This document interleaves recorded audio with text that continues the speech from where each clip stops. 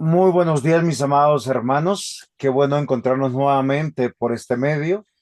Hoy es nuestra última tertulia sobre este hermoso curso que hemos podido abordar a través del material en PDF y también a través de los videos.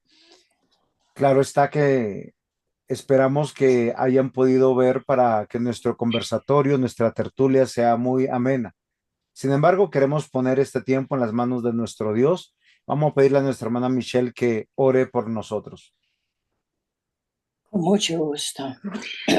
Amantísimo Señor, delante de ti venimos gozosos por aprender más de ti, por compartir lo que hemos podido percibir, pidiendo que tu Espíritu Santo, tu mano esté sobre nosotros para poder compartir, aprender, instruir, de manera que según tu santa voluntad. Lo pedimos en nombre de Cristo Jesús. Amén. Muy bien, mis amados hermanos, ¿cómo nos fue con los desafíos que teníamos frente a este último video? La funcionalidad o cómo funciona la iglesia. No sé si ustedes pudieron verlo, abordarlo.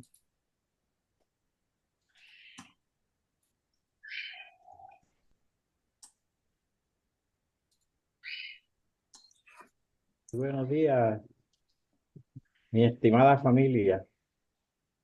Qué bendición estar nuevamente compartiendo con ustedes. Eh, Pastor. eh, Pastor, le comentó que estuve viendo el video ayer ya, bueno, hace ratico, ahora durante la noche, y excelente video. La verdad es que más claro, como dice uno, ni el agua. Sí me llama la atención en cuanto al inicio sobre la iglesia funciona. Nos estaba hablando de la organización, del crecimiento, del compromiso. Y que si podía decirme un poquito más sobre la organización que nos comentaba, la iglesia se organiza interna y externamente según la voluntad de Dios y el Estado. Esa partecita de y el Estado, ¿será que me pueden como que explicar un poquito más al respecto?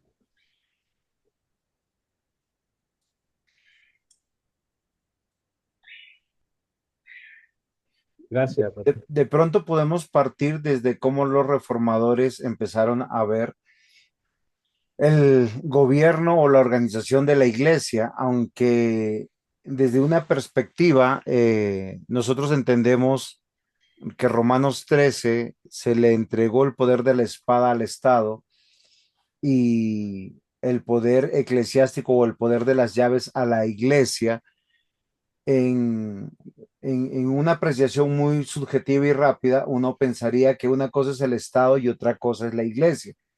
Pero hubo un autor que no sé si ustedes conocen que debe llamar nuestra atención, que es John, ¿cómo se llama eso? Kuyper, si no me equivoco. Y él dijo que para tener un buen estado tenemos que tener creyentes comprometidos, fieles al Señor, gobernando en el estado, lo que nos hace que nosotros no seamos ajenos de la participación sociopolítica, económica de la construcción de un país, debido a que todo lo que se vive en este mundo es una expresión del reino de Dios o es parte de lo que nosotros pudiéramos reconocer la preparación, capacitación que tiene el creyente dentro de la iglesia para ser enviado y extender el reino de Dios. Entonces, con esto en mente, pudiéramos abrir el campo para que nosotros podamos entender que no hay una vida espiritual o espiritualista o teológica o religiosa y una vida secular y paralela a la vida cristiana, porque nosotros entendemos y comprendemos que somos formados de manera integral para servir al Señor en todo lo que hacemos.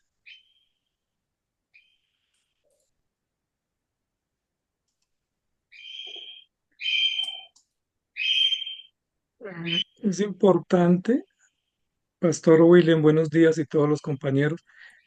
Es importante que nosotros podamos comprender que el reino de Dios es todo su gobierno. Es decir, absolutamente todo lo que Dios hace está dentro del concepto del reino de Dios. Y dentro de ese gran concepto, pues está todas las instituciones. Sin embargo, en términos históricos o en términos prácticos o en términos de la vida común, cada institución tiene deberes y tiene funciones específicas. No podemos decir que la Iglesia y el Estado están totalmente separados, porque son parte del gobierno de Dios, Dios los gobierna. Sin embargo, cuando hablamos de las funciones específicas de cada una de ellas, pues tienen deberes propios. Lo que dice ese texto y esas versiones de Romanos es que el Estado, como institución civil o como institución política, tiene el monopolio de las armas o el monopolio de la justicia. Y la iglesia tiene el monopolio de la verdad o de la regeneración o la restauración. Eso no significa que sean dos cosas distintas, sino que los dos contribuyen para la extensión y la manifestación del poder de Dios por vías o por caminos distintos. Por eso los reyes y los gobernantes tienen que dar cuentas a Dios y deben estar también sumisos a la verdad de Dios y deben estar también defendiendo al pueblo de Dios. Y la iglesia debe ser sal y luz, debe orar por los gobernantes y debe también someterse a las autoridades. Hay una reciprocidad entre la iglesia y el Estado porque los dos son instituciones puestas por Dios para su propio fin.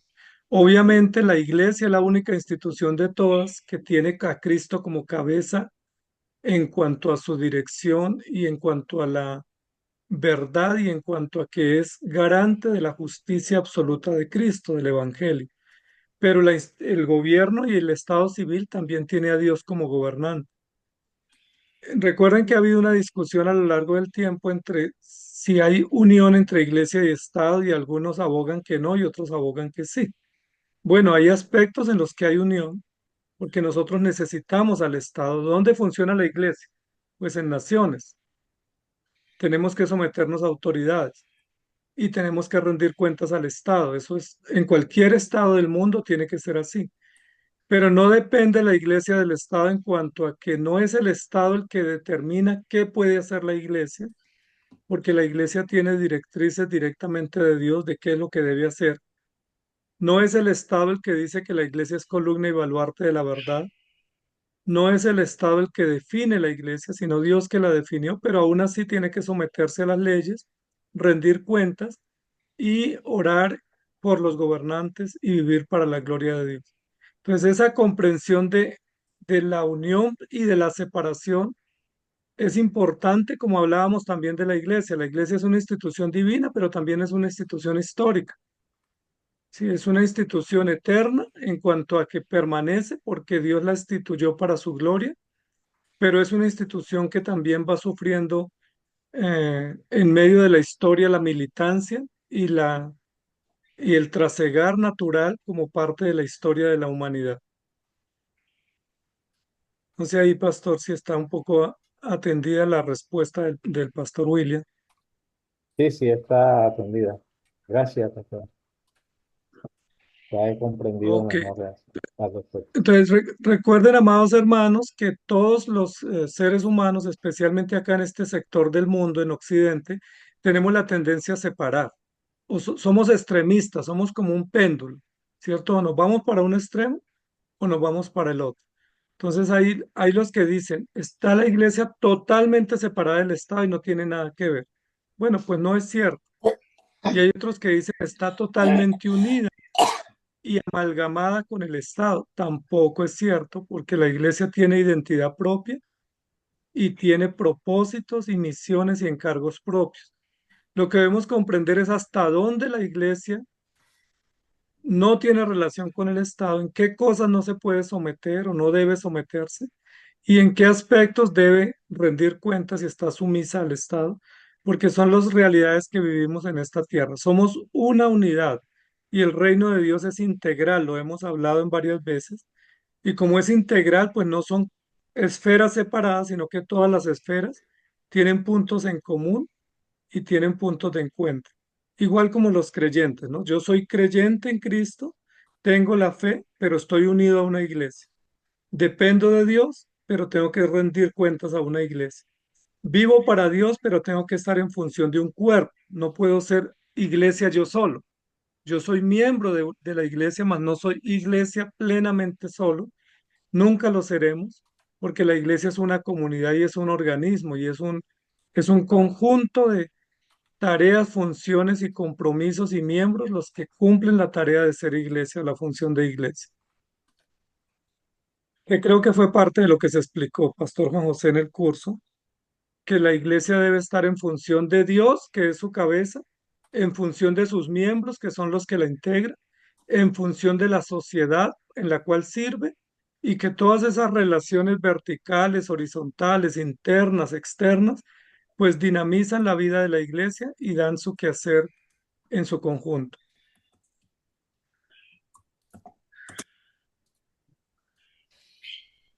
Hay algo que es interesante desde que hemos visto que desde que la política, el gobierno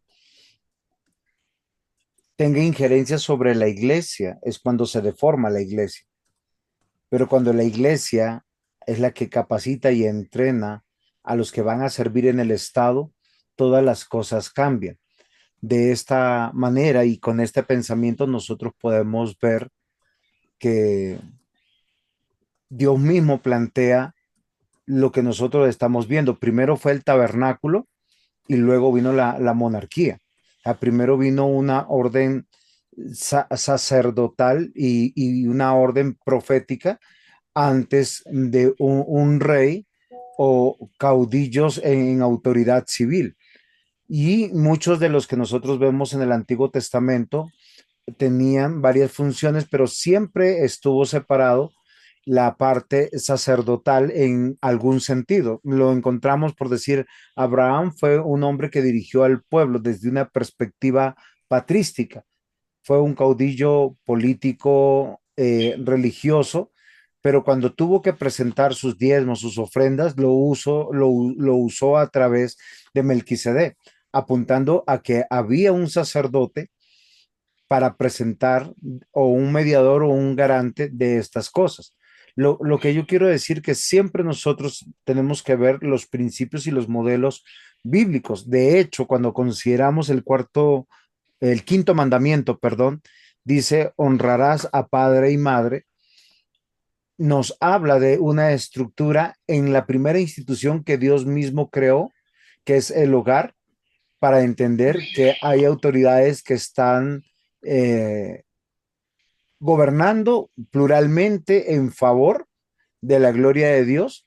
Y a partir de eso nosotros podemos entender que también se está hablando de las autoridades dentro de la iglesia y dentro del Estado. Una de las cosas que se pudo hablar ayer en clase con el pastor Ismael y que él mismo lo dijo, es que una persona que se sujeta a sus padres, pues se sujetará a sus pastores.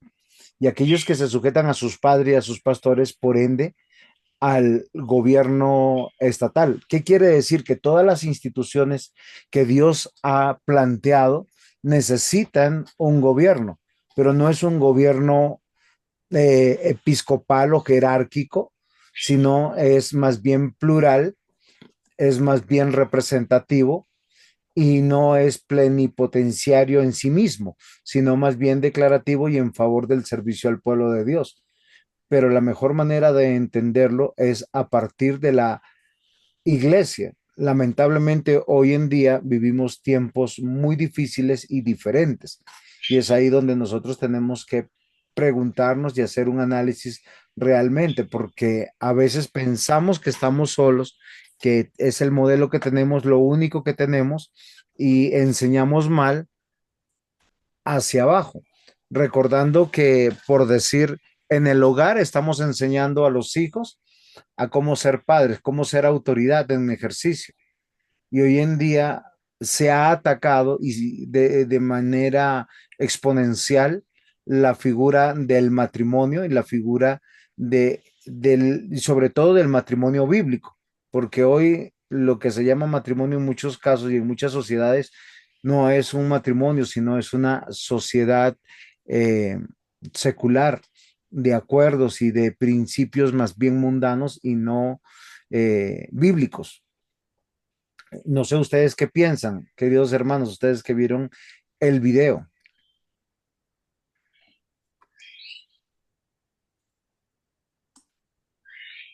Pues, Pastor Juan José, yo no vi el video, pero Está en el video.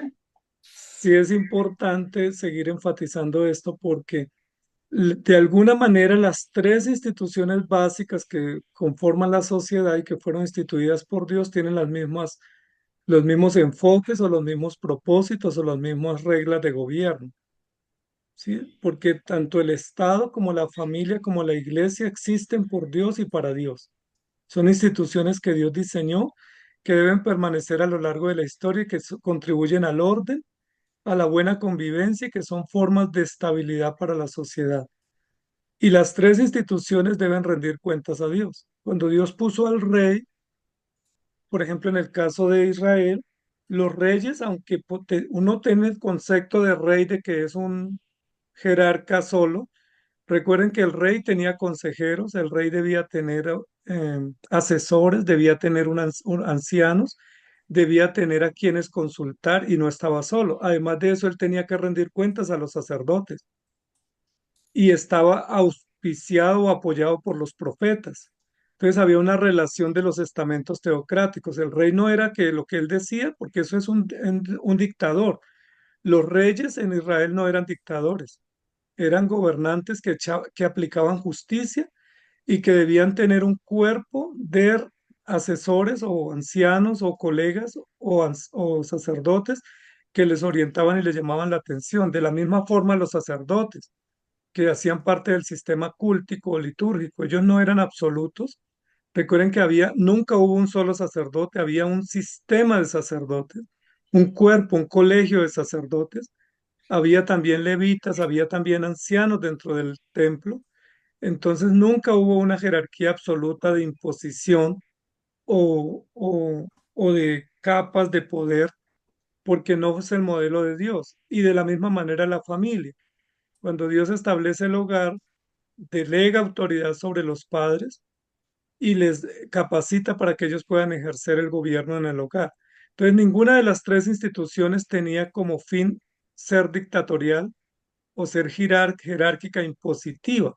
Había figuras, nombres y cargos, pero todos ellos tenían representatividad y tenían consistencia mutua para el buen vivir y el buen desempeño de las instituciones. El tema es que nosotros hoy pensamos que los padres son conciliadores y no autoridad, y hemos perdido la esencia, que los pastores son predicadores, mas no ejercen una autoridad representativa.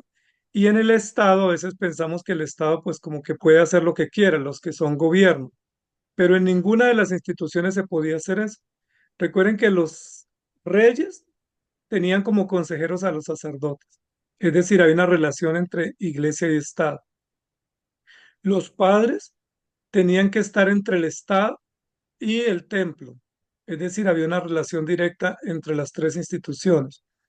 Y los gobernantes o los sacerdotes debían también estar en función de la sociedad y rendir cuentas a las tres instituciones. Entonces, eso como para ver que no hay separación plena, sino que hay relación, todo en función del propósito del gobierno de Dios. Hermana Michelle. Es de notar que en muchos países donde no obstaculizan a la iglesia, es el Estado dentro de sus funciones, es la entidad que garantiza su derecho a poseer, ser dueños, propietarios de unas instalaciones, de estar eximido de pagar impuestos o de pagar impuestos. Y también el Estado garantiza que la gente puede movilizarse para llegar a la iglesia, sin que el Estado tenga eh, abiertamente inherencia en esa iglesia.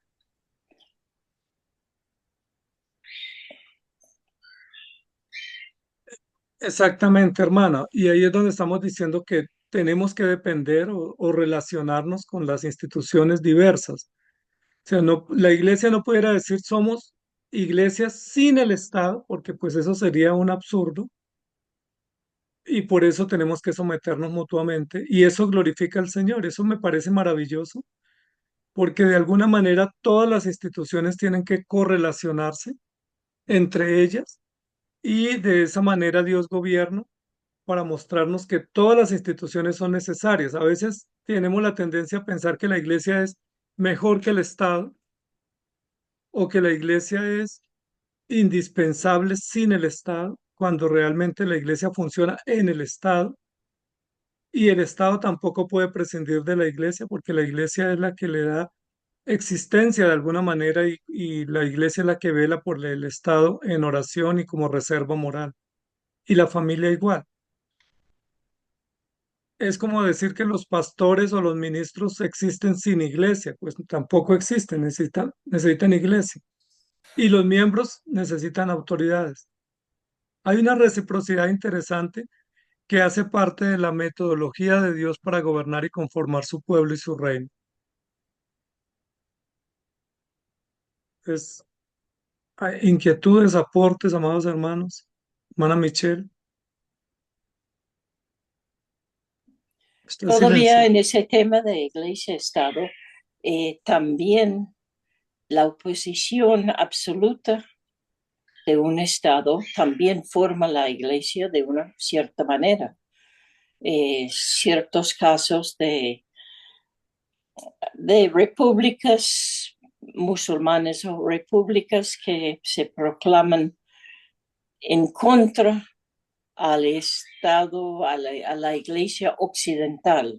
Estoy pensando en alguna república asiática que, que no quiere permitir el cristianismo, pero ahí está el cristianismo y tiene un carácter parecido, pero diferente, porque tiene que ser escondida.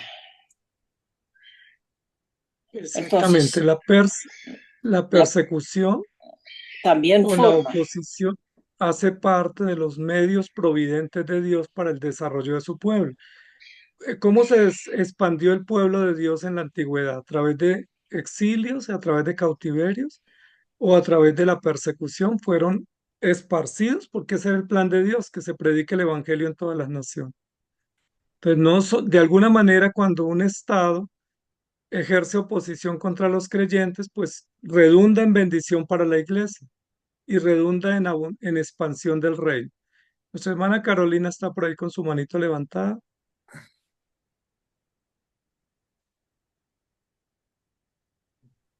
Sí, pastor, buenos días. Buenos días, mi hermana.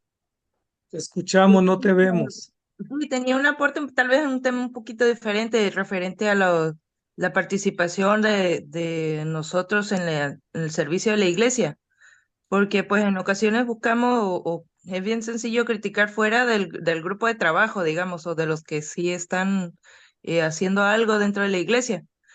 Y de repente me encontré reflexionando que muchos a veces vemos como muy cargado de trabajo a ciertos hermanos, pero como que no estamos tan dispuestos a decirle en qué te ayudo, en qué te apoyo, preguntar o así.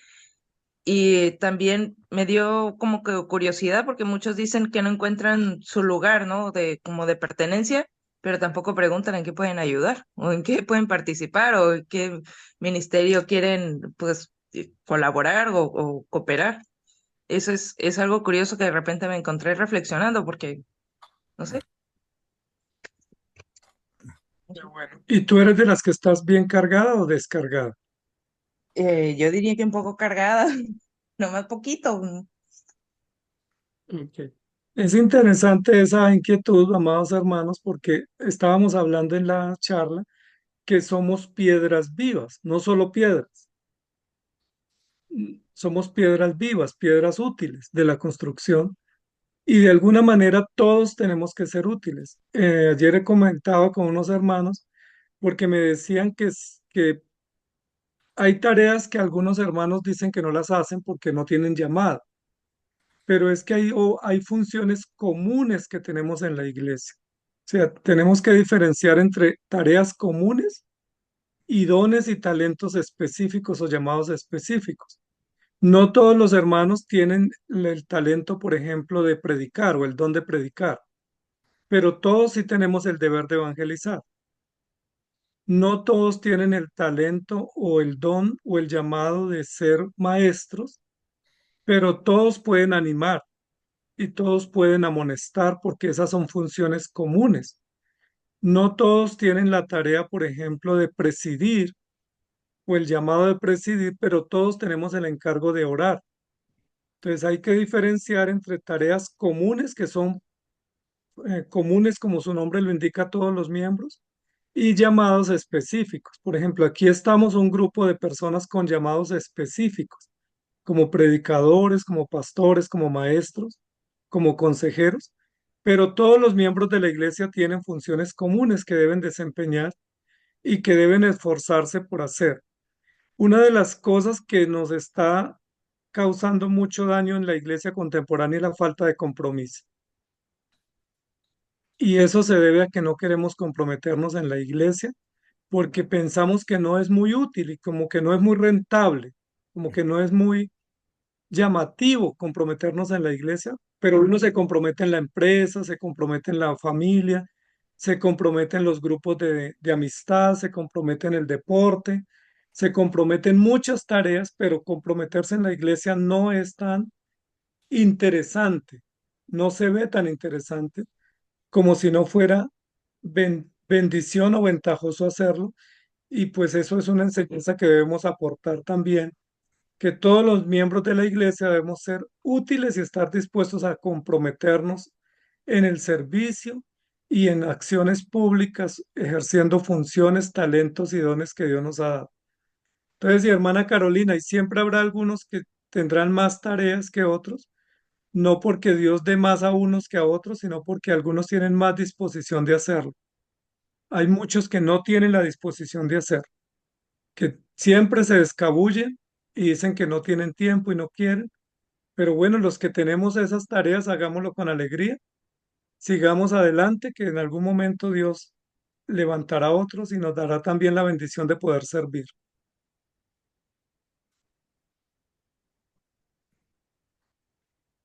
Están muy silenciosos hoy. Sí, estaba pensando que los más interesados en saber cómo funciona la iglesia deberían ser aquellos que Dios llamó como columnas dentro de la iglesia, porque nosotros debemos reconocer que el lugar más alto que existe en el mundo es el reino de Dios, no solamente por la presencia de Dios, sino por el llamado que Dios nos ha hecho a todos nosotros. Y algo que meditábamos en clase es que la comunidad del reino de Dios necesita que funcione a la altura de aquel que la instituyó. Por eso se determinó un gobierno con principios reguladores dentro de la escritura. Se determinó una membresía legalmente constituida y se le ha dado propósito. Entonces, la pregunta es, ¿estamos entendiendo? Porque hoy en día lo que se habla de iglesia se ha reducido a expresiones litúrgicas, solo para pensar y meditar. La gran mayoría de las iglesias están hablando del viernes de oración, el sábado de alabanza, y la capacitación solo se tiene que ver con los aspectos litúrgicos. Y el día domingo, pues es la liturgia de la iglesia y eso es verdad. Pero la pregunta que yo me hago ahora es, ¿estamos entendiendo que la iglesia es la base fundamental de todas las instituciones que están sobre la tierra, llámese hogar, nación o estado, como ustedes quieran llamarlo, y que lo que se está formando dentro de la iglesia no son pequeños sectarios fanáticos religiosos, sino miembros del reino de Dios que viven para Dios en todos los aspectos de su vida. Y así como debe funcionar la iglesia, debe funcionar el hogar y así debería funcionar el Estado. Pero lamentablemente hoy estamos ajenos a ese llamado. Y de hecho, los grandes modelos eclesiásticos son litúrgicos meramente. Ahora, yo no estoy despreciando con lo que estoy diciendo el llamado a la oración, el llamado al cántico, el llamado a la predicación, sino lo que estoy diciendo que nos hemos enfocado en los aspectos litúrgicos o mal llamados espirituales, porque yo creo que uno es espiritual también cuando es buen esposo, uno es espiritual también cuando es un buen trabajador, uno es espiritual cuando uno está como haciendo negocios o repartiendo herencias. Entonces, ¿cómo funciona la iglesia? Es una interrogante que nosotros nos tenemos que hacer. ¿Y qué actividades son las que tenemos? Porque hemos reducido la iglesia a aspectos meramente litúrgicos, ¿o no es así?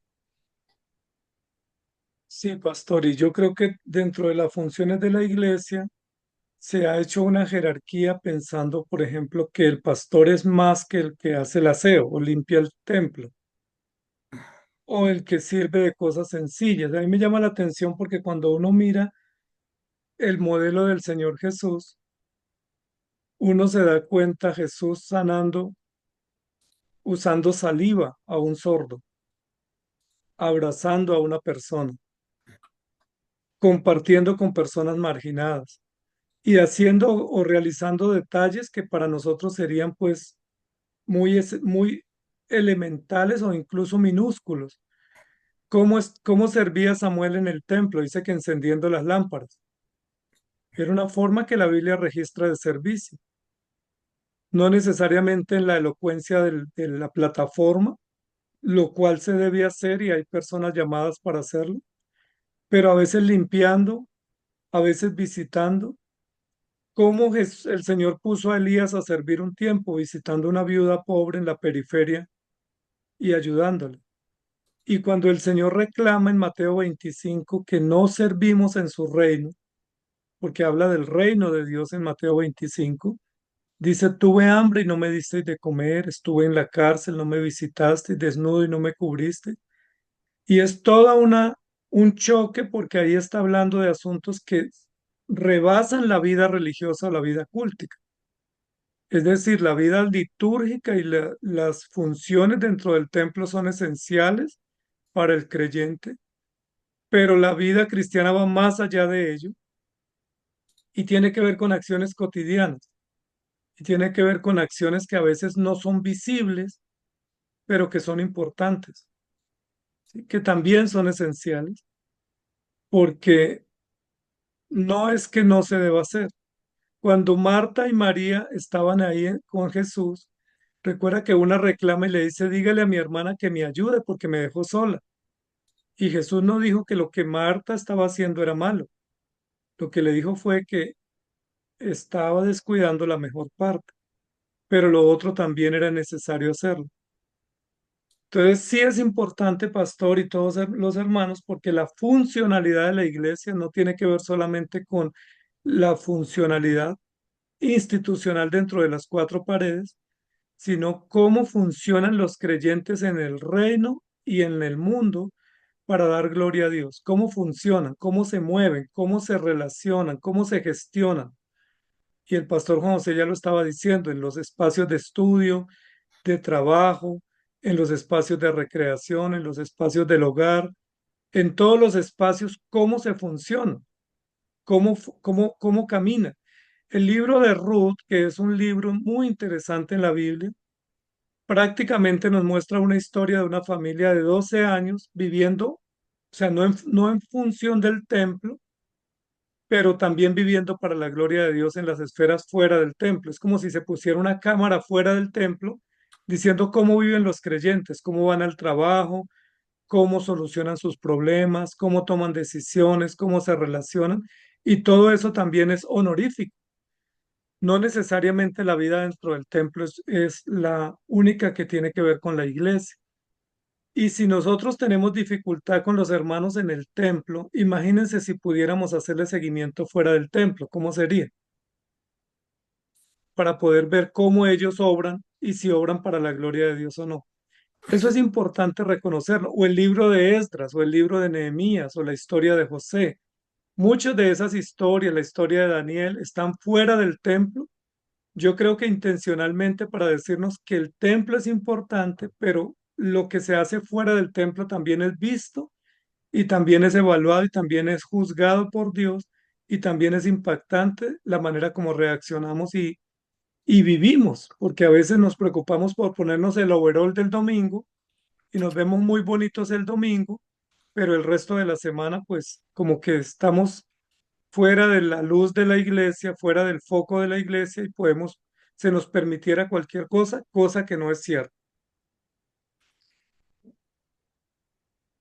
No sé si hasta aquí hay preguntas o aportes, porque si entendemos que Dios es el creador, diseñador de todas las instituciones y dejó claro cómo deben funcionar, no solamente en los aspectos que se desarrollan puntualmente en cada una de estas instituciones, sino cómo también se deben gobernar, cuál es su propósito y cuál es su alcance. Durante estas clases de eclesiología hemos querido sacar de ese concepto que se ha normalizado de las cosas espirituales, separando de la propia vida, porque eso ha sido un problema que ha permeado la iglesia desde los primeros tiempos. Nosotros debemos reconocer, por decir en los tiempos del Señor Jesús, que habían sectas eh, o grupos religiosos ascéticos, donde ellos pensaban en algún sentido, el cuerpo es malo, las cosas son malas y el espíritu es bueno. Yo no sé si ustedes recuerdan alguno de ellos, ¿sí? Los esenios particularmente tenían este pensamiento. Y o sea, cuando separamos la vida de lo que tiene que ver con Dios, nosotros tenemos que considerar, mis amados hermanos, que nos estamos equivocando. No sé ustedes qué piensan, cómo funcionan sus iglesias, por qué funcionan de esa manera, ustedes creen que están en lo correcto o solamente tenemos tradiciones copiadas y bueno, me tocó así y la idea es pensar y meditar en lo que estamos haciendo.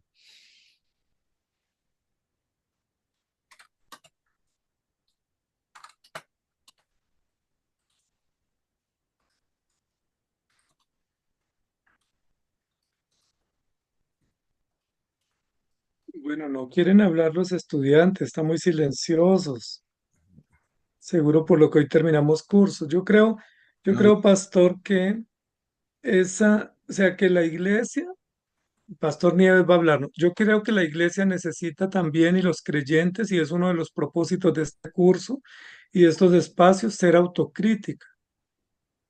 ¿Y cómo somos autocríticos? Evaluando lo que dice la palabra, lo que estamos haciendo, nuestros motivos y examinándonos. La Biblia dice, examínense. No podemos dar por aceptado todas las tradiciones que la iglesia ha tenido o las cosas que funcionan pragmáticamente porque algunas de ellas están fuera de la verdad.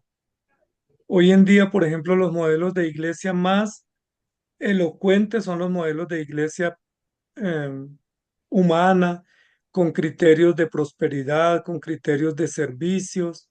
La pregunta es, ¿eso es el reino de Dios y esa es la iglesia? Y ahí tenemos que ser autocríticos. O en el tema de los gobiernos, nosotros cada uno tenemos un modelo de gobierno en la iglesia y puede que nos haya funcionado. La pregunta es, ¿ese modelo es correcto? ¿Que honra al Señor, mortifica el pecado y permite la permanencia y el desarrollo de la iglesia para la gloria de Dios? ¿La forma como nos organizamos y lo que hacemos honra al Señor o es simplemente una tradición que hemos tenido por años? Y esa autocrítica a la luz de los principios es la que nos debe servir para tener crecimiento. Crecimiento no necesariamente numérico, sino un crecimiento integral, porque vivimos es para Dios. Sería fatal que tengamos que recibir la sentencia de Mateo 25, no te conozco. Hiciste mucho, pero no te conozco. Porque la Biblia dice que muchos dirán, Señor, Señor, y hicimos esto, hicimos aquello, fundamos, enseñamos, pero no te conozco. ¿Y por qué no nos conoce el Señor al final? Porque estábamos lejos del modelo, lejos de la verdad, pensando que nuestra verdad era verdad y estábamos engañados. Entonces, de ahí la importancia de siempre mirarnos a la luz de la palabra. Y creo que estos espacios nos sirven, pastores, porque nos ayudan a ser, no a estar en un vacío de incertidumbre, pero sí a revisar si muchas de las prácticas o modelos o enfoques que hemos tenido honran al Señor o si son simplemente prácticas institucionales fuera de la verdad y lejos de la ortodoxia. Pastor Nieves. Eh, Buenos días, hermano. Quería referirme a lo que hizo Jesús cuando entró a Jerusalén. Entró en un burro prestado. No era de él ni era de la comunidad. Y más adelante, cuando una señora viene a pedirle que le dé los mejores puestos al lado de él, el uno a la derecha y el otro a la izquierda, y en todo ese capítulo empieza a hablar él sobre que él no vino a ser servido, sino a servir. Y esa es la tarea de nosotros como pastores. Para mí ha sido gratificante todo este material de eclesiología, porque nos lleva a que las denominaciones de nosotros no son las más perfectas y que tenemos muchas falencias, muchas dificultades. Entonces, a mirar a los otros diciendo, al menos, bueno, dentro del pueblo cristiano evangélico, hay iglesias que están haciendo lo que deben hacer. No metidos en la politiquería, porque anteriormente siempre los reyes acudían a los profetas para hacer cualquier cosa, tenían que tener la anuencia del profeta. Y así vemos en todo el Antiguo Testamento las dificultades que tenían cuando el profeta no se vendía, no decía lo que el rey quería que le dijera. Entonces, si el papel de nosotros también, no queremos que nadie en el pastorado tenga que ver con la política. Queremos como que salirnos de lo que nos corresponde. Hay un himno que dice, brilla en el sitio donde esté. Pues si nosotros como pastores podemos estar en un lugar donde podamos ayudar a otros a ser mejores. Como pastores, la comunidad alrededor y las personas que piensen en un pastor como alguien muy especial, que está ahí no solamente para ayudar a la Grey, sino también a los otros que no somos. ¿Sí? Tenemos una tarea de servicio. En eso quiero afirmarme. Gracias, hermano. Ok, pastor, muy bien, hermana Michelle. Apartando tal vez momentáneamente de iglesia-estado, perdón, todos los árboles están florecidos aquí. Yo tengo un asma. Por ahí en la lámina número 4, creo que 4 o 5, hablando de la iglesia funciona, organización, crecimiento y compromiso. Estamos ubicados entre, Sí, señor. entre los comentarios que surgieron después de presentar la lámina. Dos cositas, que a personas que tienen un concepto de la iglesia tan celestial, tan en las manos de Dios, que pues como la iglesia es de Dios, Dios proveerá, yo no tengo que trabajar. Me dejó llevar, aquí está, me recogió. Nunca he visto una manada de ovejas que se preocupan por organizar las varitas y las cosas de su redil. Bueno, hay cristianos que no se preocupan porque esto es de Dios. Y en el siguiente apunte hablaron de dos clases de creyentes en la iglesia. Los que creen que ellos son los encargados y deben hacer todo y que sin ellos no funcionaría la iglesia. y a veces no dejan funcionar la iglesia. Y los otros que han encontrado su vocación de polichar bancas, si es que todavía tienen bancas. Hay bancas muy bien polidas, pero no sé propiamente, creo que sea el llamado específico al cual fueron llamados. Hablando de llamado general en el sentido de ser llamados a ser seguidores de Cristo, recibidos, y el llamado específico a hacer algo, abrir la puerta, barrer el piso, polichar las bancas, liderar programas, enseñar, predicar.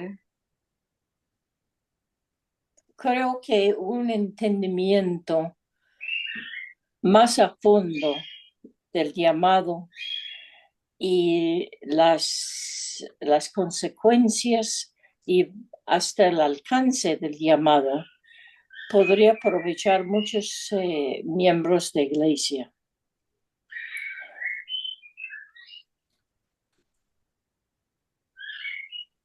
Mi hermana. La hermana siempre es muy detallista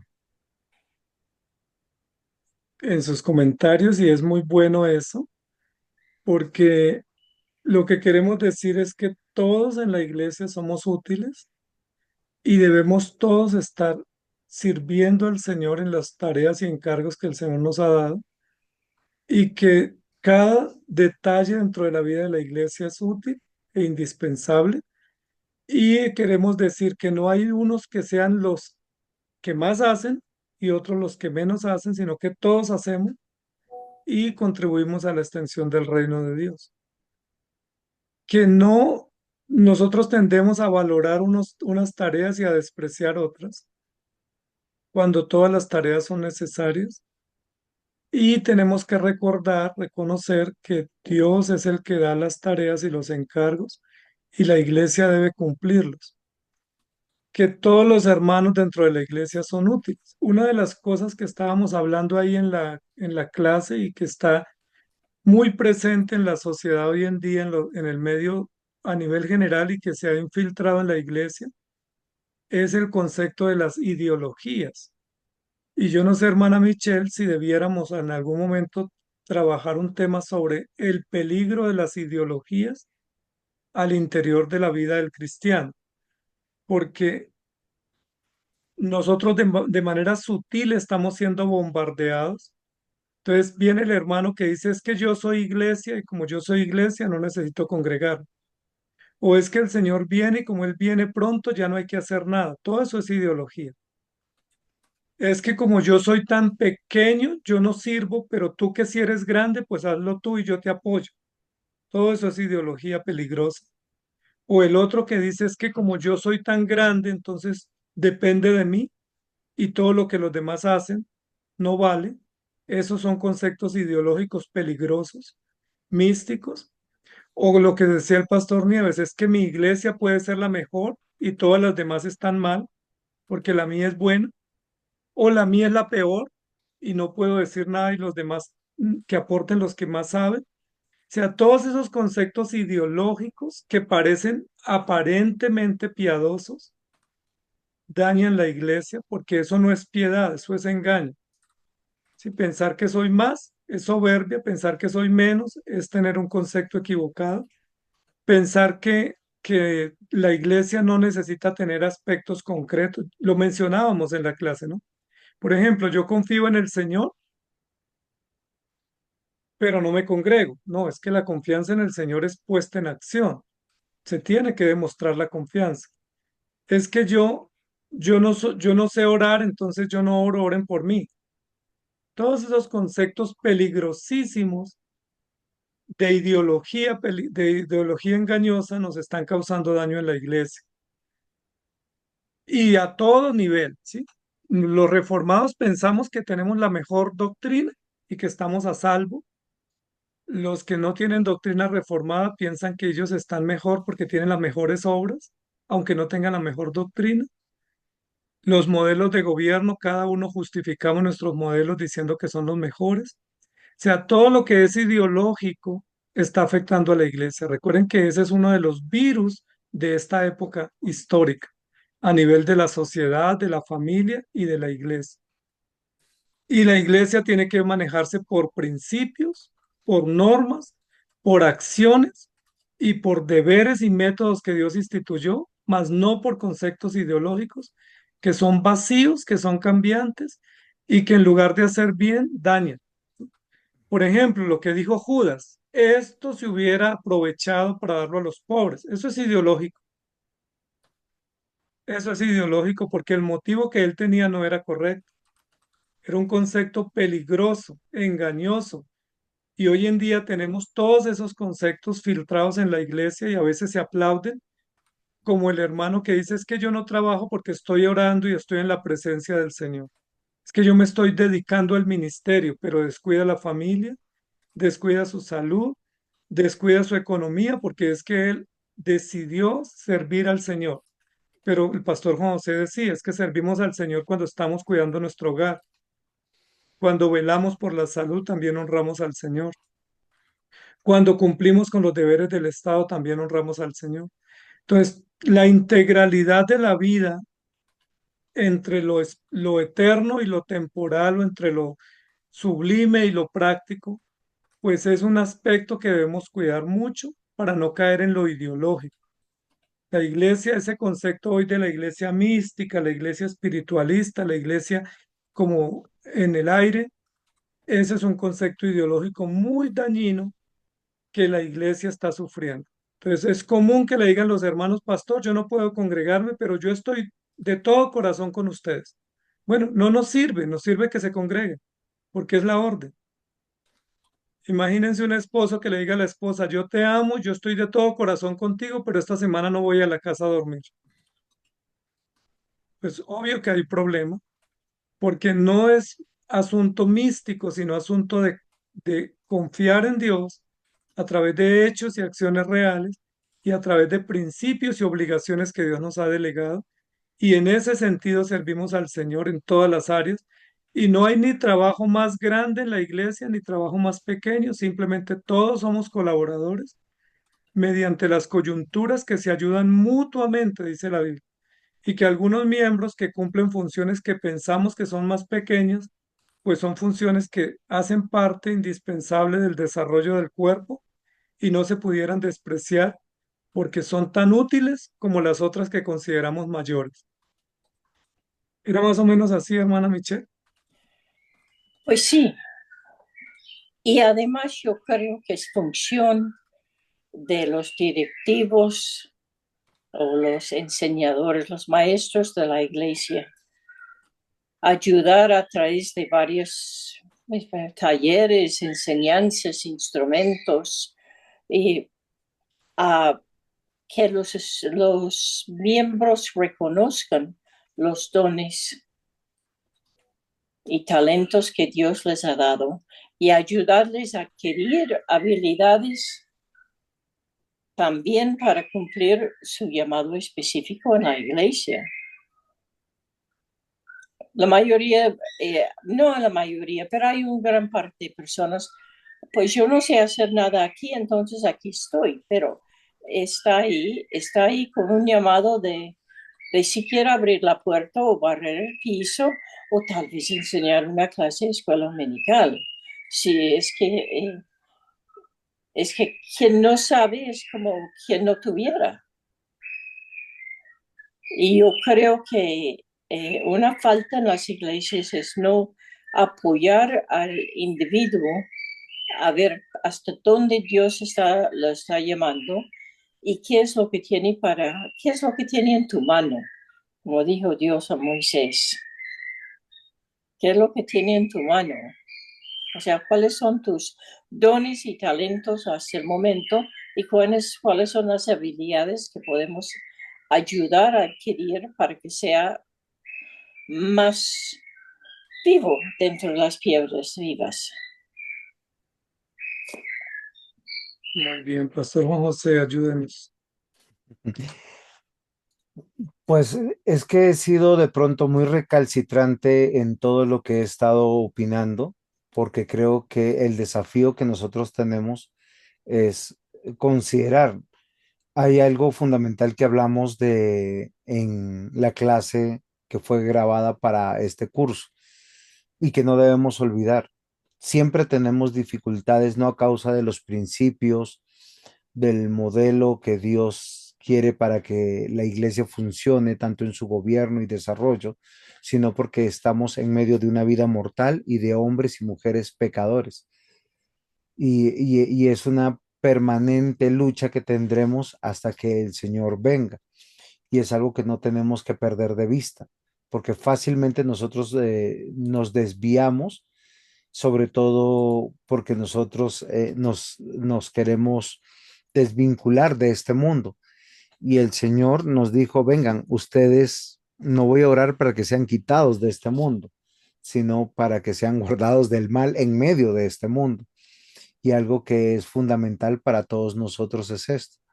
Podemos tener buenas intenciones, pero esas buenas intenciones en el hogar, en la iglesia o para servir en la sociedad o el Estado, tienen que ser filtradas o permeadas por la voluntad de Dios.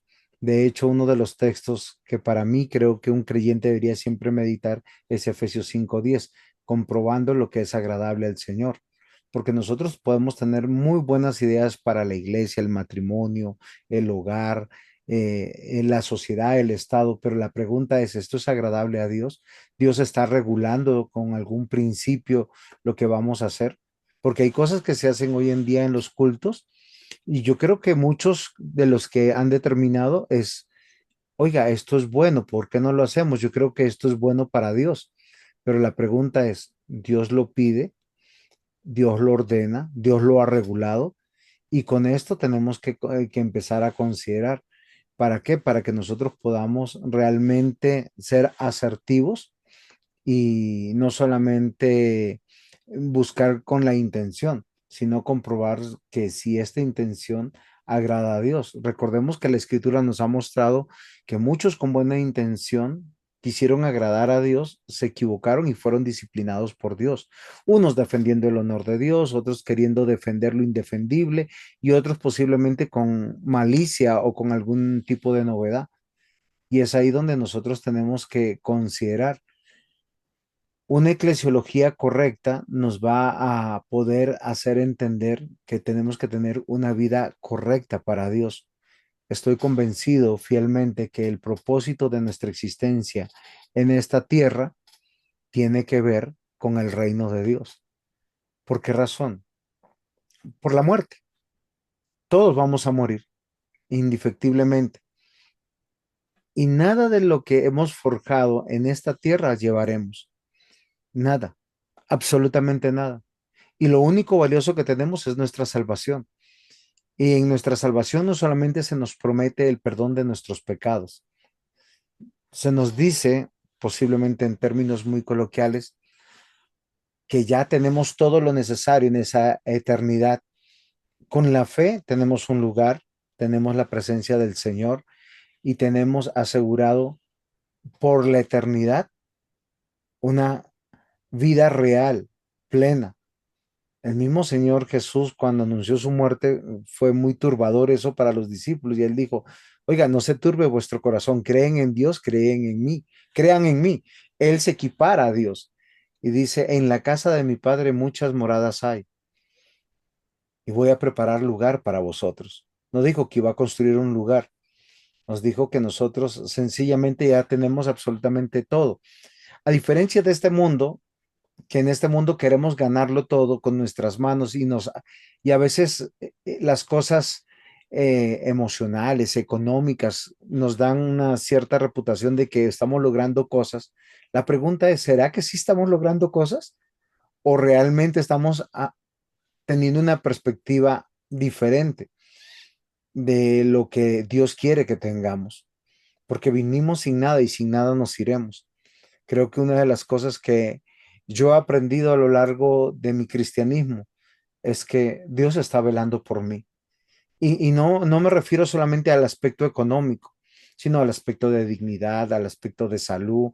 Ah, hay un texto en la Biblia que nosotros siempre lo citamos y sabemos que a los que aman a Dios todas las cosas les ayudan a bien, pero eso tiene un propósito. Y el propósito de Romanos, porque es el texto que estoy citando, tiene que ver que dice, a los que antes conoció, también los predestinó para que fuesen hechos conforme a la imagen de su Hijo, para que Él sea el primogénito entre muchos hermanos, y a los que predestinó, a estos también llamó, y a los que llamó, a estos también justificó, y a los que justificó, a esto también glorificó. Al final no tiene que ver nuestra vida con esta vida, tiene que ver con la eternidad, pero a veces nosotros hemos caído presa de la filosofía de este mundo, permeados por este mundo y a veces nos preocupa más este mundo que la eternidad, cuando en la eternidad ya lo tenemos todo. Somos herederos y coherederos en Cristo. Lo que Cristo tuvo en esta tierra es lo que nosotros tenemos. Es una vida para Dios, un propósito para Dios. Nos iremos sin nada de este mundo. Si creo que nosotros empezamos a cambiar nuestra forma de pensar y entender que nuestro trabajo, nuestro hogar, nuestra economía, nuestra salud, todo tiene que ver con el Señor, no de manera religiosa, sino de manera integral. Vamos a ser coherentes con la fe.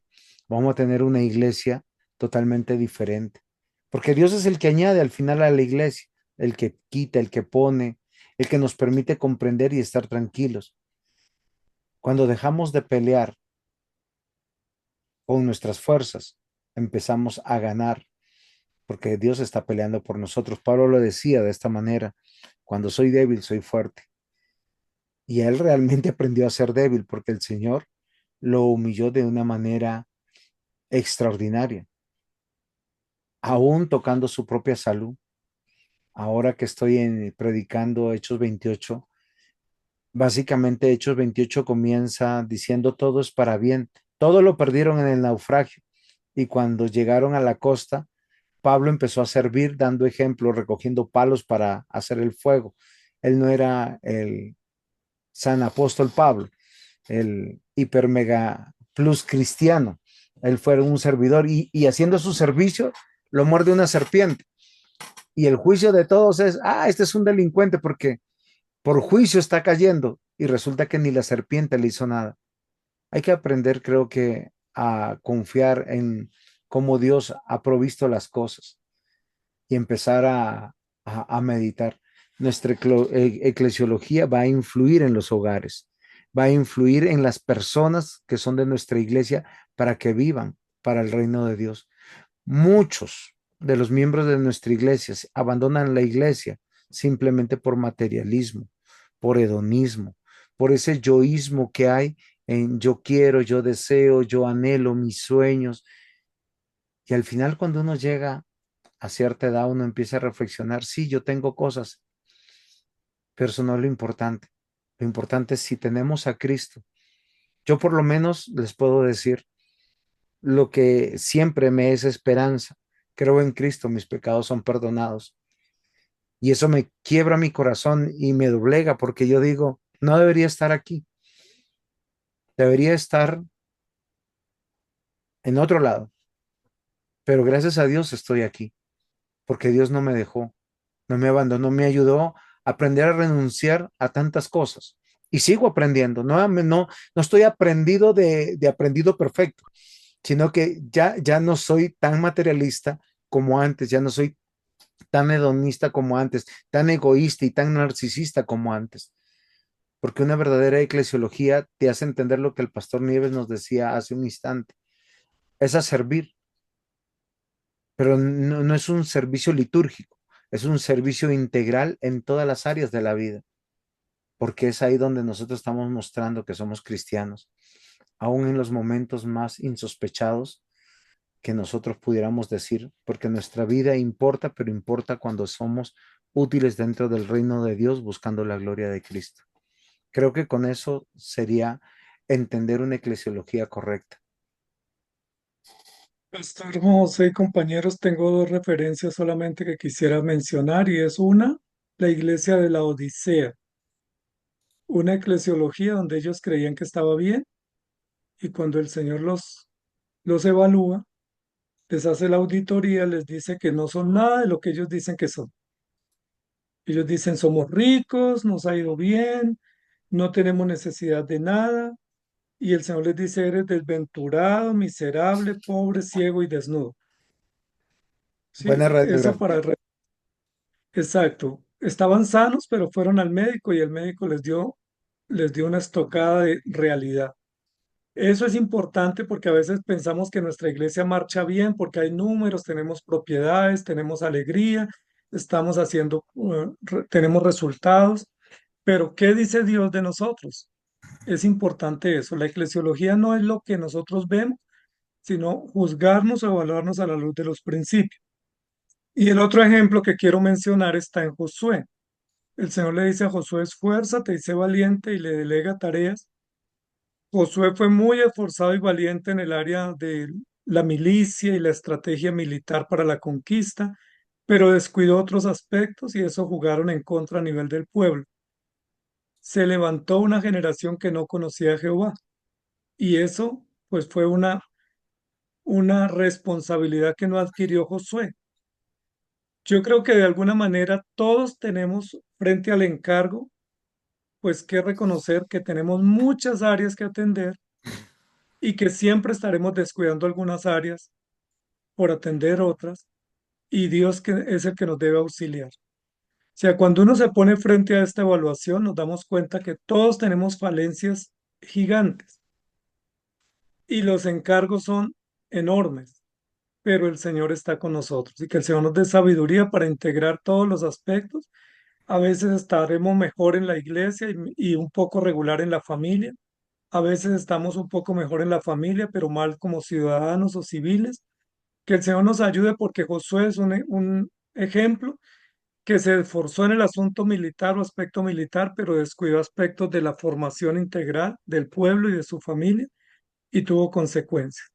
E incluso Josué, pretendiendo ser buen estratega, terminó negociando estrategias militares con pueblos que debía exterminar. Y esos pueblos que él no exterminó porque hizo alianzas, terminaron siendo sus propios enemigos a lo largo del tiempo, no solo para él, sino para los demás reyes. Filisteos, amorreos, eteos, jerjeseos, todo ese poco de feos que él no pudo matar, que no quiso matar, sino que él hizo alianzas pensando que entre más alianzas hiciera, más rápido conquistaba. Entonces, aunque fue un hombre muy útil, pues también tuvo faltas y yo creo que es la realidad de todos nosotros, que el Señor nos ayude y que nos sustente y por eso nos necesitamos unos a otros, porque dice la Biblia que la capacidad de uno suple la falencia del otro y nos complementamos mutuamente para cumplir el propósito del reino de Dios. No sé si tenemos algo más, Pastor Juan José, compañeros,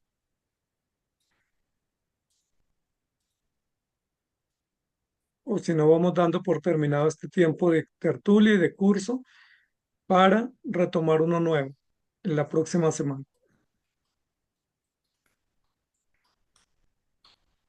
Entonces, ¿qué nos queda como lección y como esperanza? No nos quedemos aquí con la nostalgia de que nos queda como esperanza que la iglesia es de Dios, la iglesia va de triunfo en triunfo porque pertenece a Dios, nosotros somos piedras vivas en el edificio y aunque no estemos muy encaminados, enfocados, el Señor en su infinita bondad seguirá puliendo nuestra vida y haciéndonos a su imagen y dándonos la gloria de poder comprender que Él es nuestro Señor y nuestro director y que nosotros podamos someternos siempre a su señorío y procurar siempre hacer lo que a Dios le agrada y no lo que a nosotros nos agrada.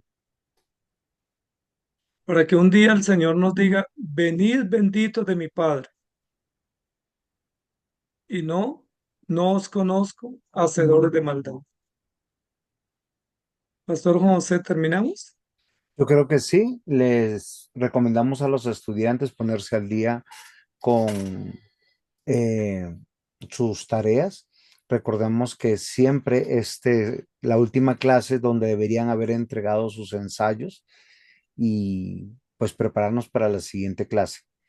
Que el Señor les guarde y que podamos lograr este desafío de crecer en la fe, madurar en la fe y que cada día podamos honrar a nuestro Dios. Que el Señor les bendiga, mis hermanos, y Sí, que el Señor nos permita cada día esperarle a Él. La conclusión, creo, de este curso es decir, ¿estamos esperándole a Él? ¿Realmente le estamos esperando? Maranata. que el Señor venga. Amén. Amén. Buena semana, amados hermanos. Buen fin de semana. Amén. Feliz fin de semana para todos.